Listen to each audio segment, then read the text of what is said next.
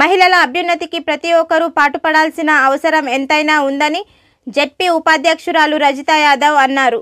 బుధవారం మండల పరిషత్ కార్యాలయంలో ఐసీడీఎస్ ఆధ్వర్యంలో ఏర్పాటు చేసిన బేటీ బచావో బేటీ పడావో కార్యక్రమంలో ఆమె మాట్లాడారు. బాలికల విద్యపై ప్రతి ఒక్కరూ దృష్టి సారించాలని అన్నారు.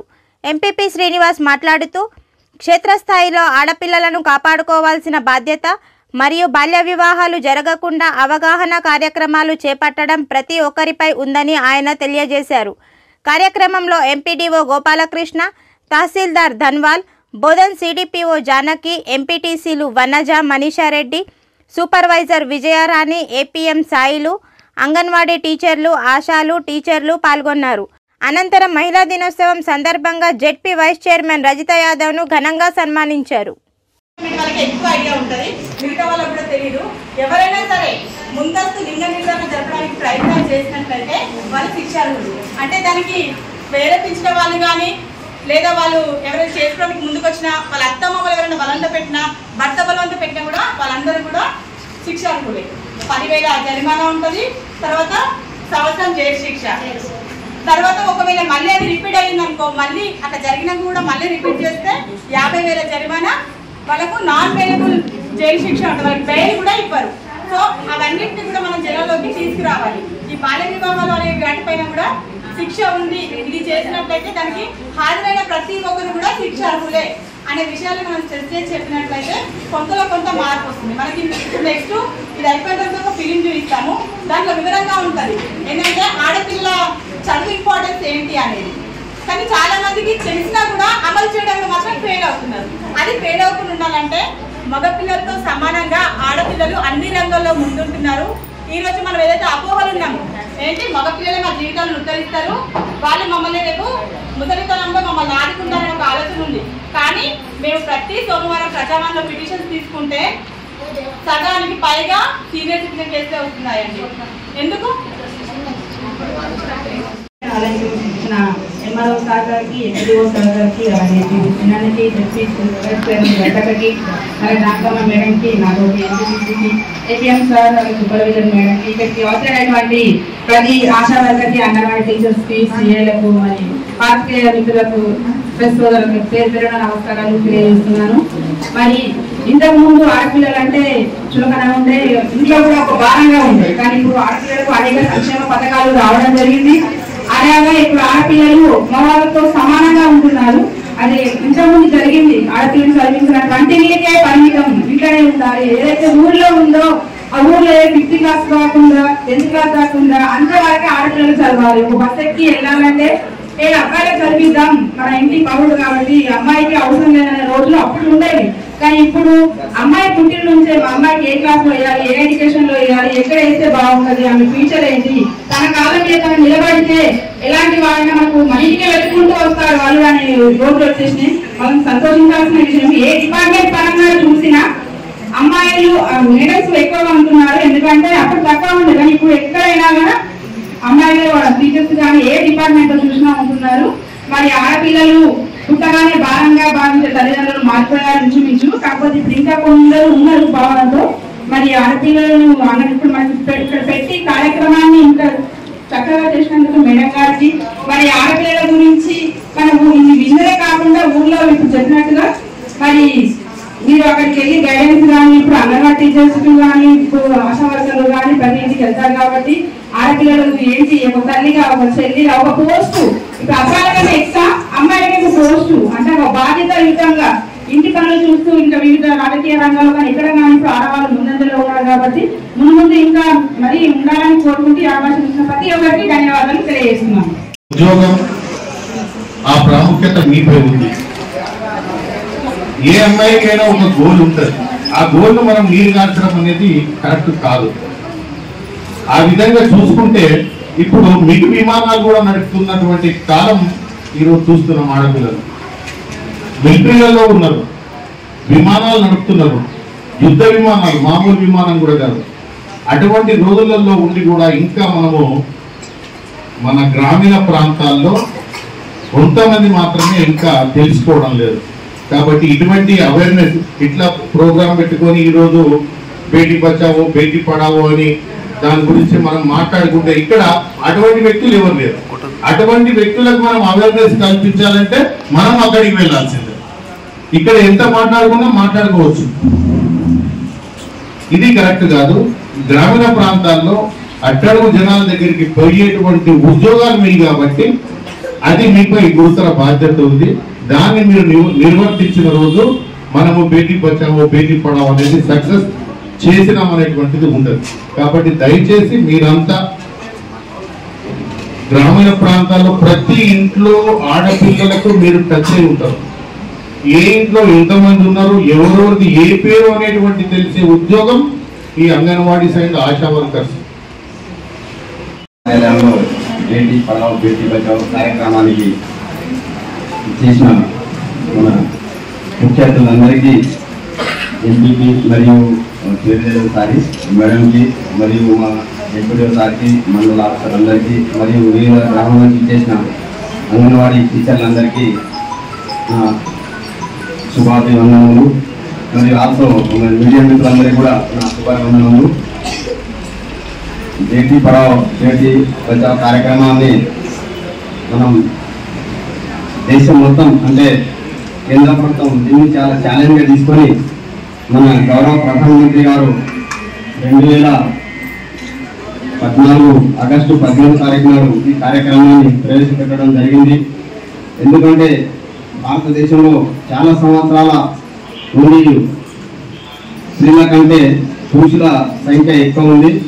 కాబట్టి ఈ సంఖ్యను మనం అధిగమించాలనే మరియు స్త్రీలను రక్షించాలనే దృఢ సంకల్పంతో మరి ప్రధానమంత్రి గారు ఈ కార్యక్రమాన్ని ప్రవేశపెట్టడం జరిగింది.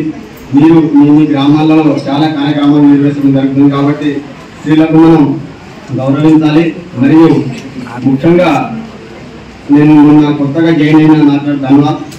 నేను మొన్న నైపేట నుంచి ఇక్కడ తహసీల్దార్గా వచ్చాను. అయితే మాకు ఒక విలేజ్ నుంచి ఒక ఇష్యూ వచ్చింది. ఏంటంటే షాదీ ముబారక్ కళ్యాణ్ లక్ష్మి మేము వెరిఫికేషన్ చేసేటప్పుడు ఒక అమ్మాయి చదువుకున్నదట. చదువుకున్నాక ఆమెకి ఏజ్ తక్కువ ఉంది.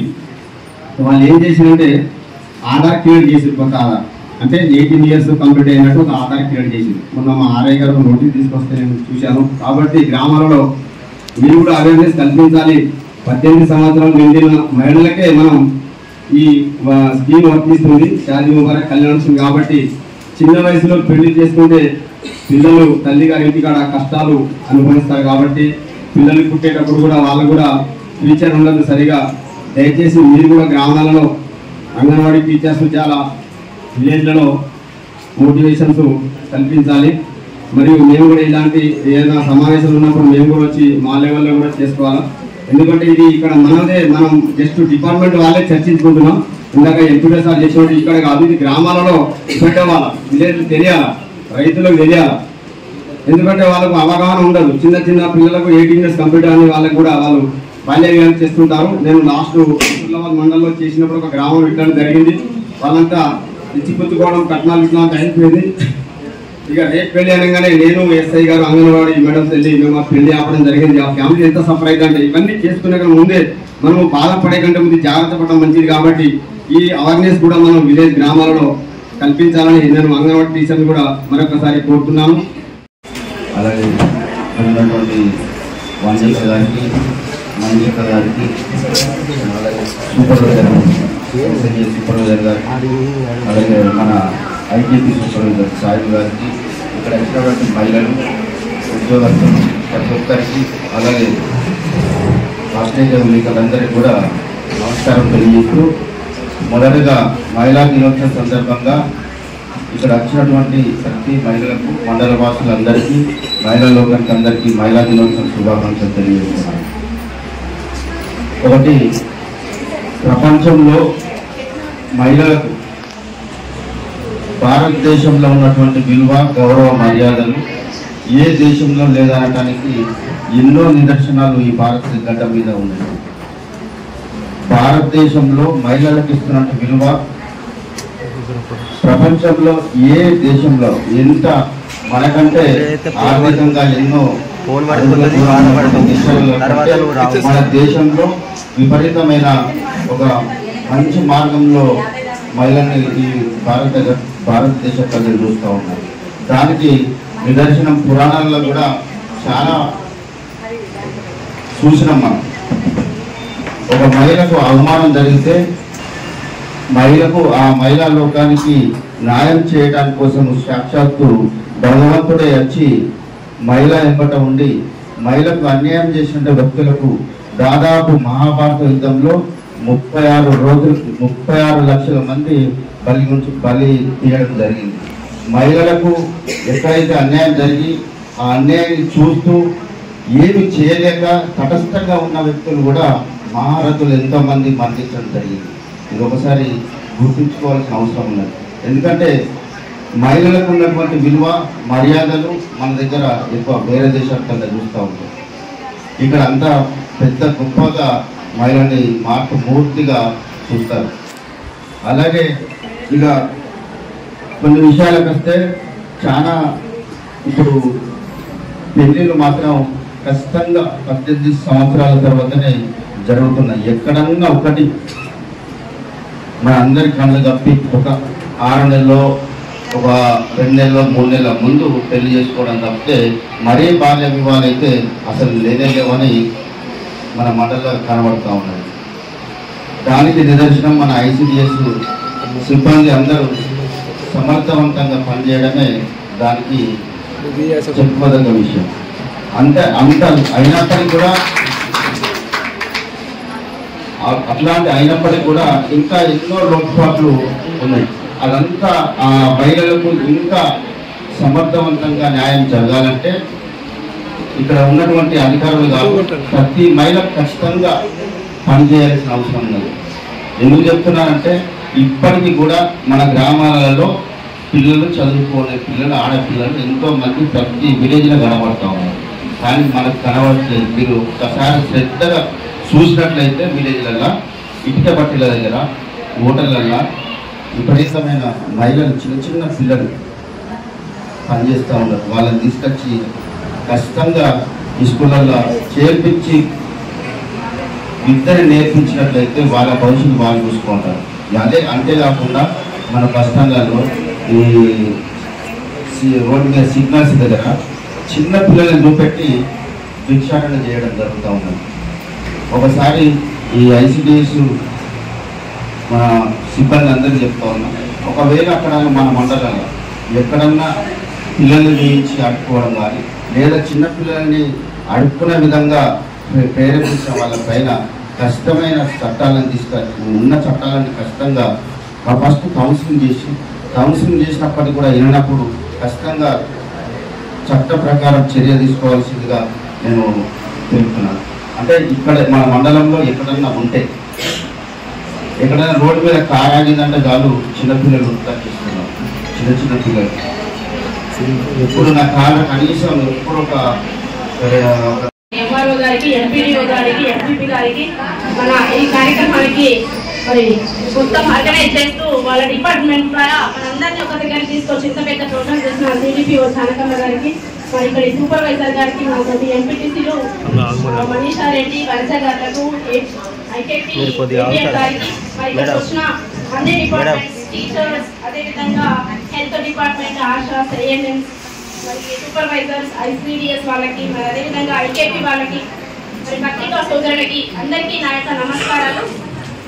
మరి వినా స్త్రీ నాస్తి జననం, వినా స్త్రీ నాస్తి గమనం, వినా స్త్రీ నాస్తి గమ్యం, వినా స్త్రీ నాస్తి జీవం. మరి స్త్రీ లేకపోతే జీవమే లేదు, గమనము లేదు, గమ్యము కూడా లేదు. మరి అలాంటి స్త్రీ సృష్టిలో సగభాగం, ఆకాశంలో సగభాగమైంది నేడు, సృష్టిలో కూడా సగభాగమైంది. మరి ఈ రోజు కేంద్ర రాష్ట్ర ప్రభుత్వాలు కూడా మహిళా ఉన్నతికి కంకణబద్ధులై మరి సెంట్రల్ గవర్నమెంట్ ఆధ్వర్యంలో బేటీ బచావో బేటీ పడావో అనే కార్యక్రమాలు, అదేవిధంగా ఇక్కడ మన రాష్ట్ర ప్రభుత్వం కూడా అనేక కార్యక్రమాలు చేపడతా ఉంది. మరి దాంట్లో ఏదైతే మరి గతంలో చూసుకుంటే మన ICDS ఆధ్వర్యంలో కొన్ని డిపార్ట్మెంట్స్ ఉంటుండే కదా, రోజు రోజుకు వారికి బాధ్యతలు పెరిగిన అన్ని డిపార్ట్మెంట్స్, స్త్రీ శిశు సంక్షేమము, వృద్ధాపము, మరి అదేవిధంగా ఇట్లా ప్రతి ఒక్కటి కూడా ప్రతి ఒక్క డిపార్ట్మెంట్ ఎక్కడైతే ప్రేమ ఆప్యాయత అనేది అవసరమో అలాంటి డిపార్ట్మెంట్లు అన్ని కూడా ఈరోజు ICDS వస్తున్నాయి. మనకు అక్కడ పైన కూడా ఇక్కడ మన గ్రామాలలో కూడా కొంచెం బర్డెన్ అనేది పెరిగినంత కానీ బాధ్యత అనేది పెరుగుతుంది. మీరు ఒక్కొక్క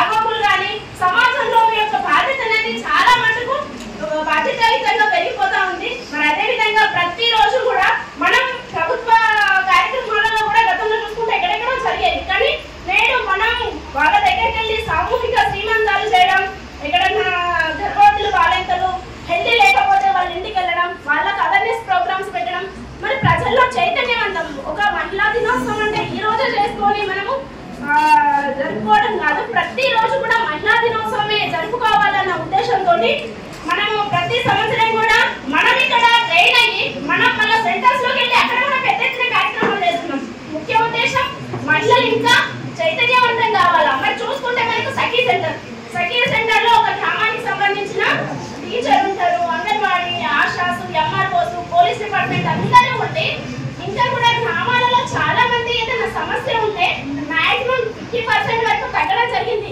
కానీ మహిళలు స్వచ్ఛందంగా మన దగ్గరకు వచ్చి ఇంకా ప్రాబ్లమ్స్ చెప్పుకోలేకపోతున్నారు. ఏంటి మొహమాటం, నేను వెళ్ళి చెప్తే ఏమవుతుందో, నా కుటుంబ పరంగా ఏమవుతుందో, లేకుంటే ఎవరేమనుకుంటారన్న ఫీలింగ్ ఉంది. మనం సమాజంలో ఒక బాధ్యతాయుతమైన హోదాలో ఉన్నాము, ఒక పదవిలో ఉన్నాము, లేకుంటే ఒక జాబ్ లో ఉన్నాం కాబట్టి మనం దాన్ని ఇంకా రూపుమాపడానికి కృషి చేయాలి. గతంలో చూసుకుంటే ఇలాంటి మీటింగ్స్ లలో ఏళ్ళ మీద లెక్క పెట్టేటంత మంది ఉండేవారు. ఒక అంగన్వాడీస్ అంటే లేడీస్ ఉండే కాదు, మిగతా డిపార్ట్మెంట్లలో చాలా తక్కువ ఫిగర్లో ఉండేవాళ్ళం. ఈ రోజు మన సంఖ్య ఇంకా పెరిగింది. ఇంకా పెరగాలి అంటే మనం ఇంకా కొంచెం కృషి చేస్తూ ఉంటే చాలా మోటివేట్ అయ్యి మహిళలు ముందుకు వస్తున్నారు. వాళ్ళకు మనం చేయాల్సింది మాట సపోర్ట్ చేసినా అయిపోతుంది. కానీ ఇంకా కనుమరుగయ్యి ఇంకా ఇబ్బందులు పడుతూ వాళ్ళ దృష్టి కూడా తీసుకురాని మహిళలు ఉన్నారు. వాళ్ళందరినీ వెన్ను తట్టి ప్రోత్సహించాల్సిన బాధ్యత మనందరిపైన ఉంది. ఈ రోజు మనం ఒక మహిళ ఎడ్యుకేట్ అయింది అంటే ఆ కుటుంబంలో ఉన్న చాలా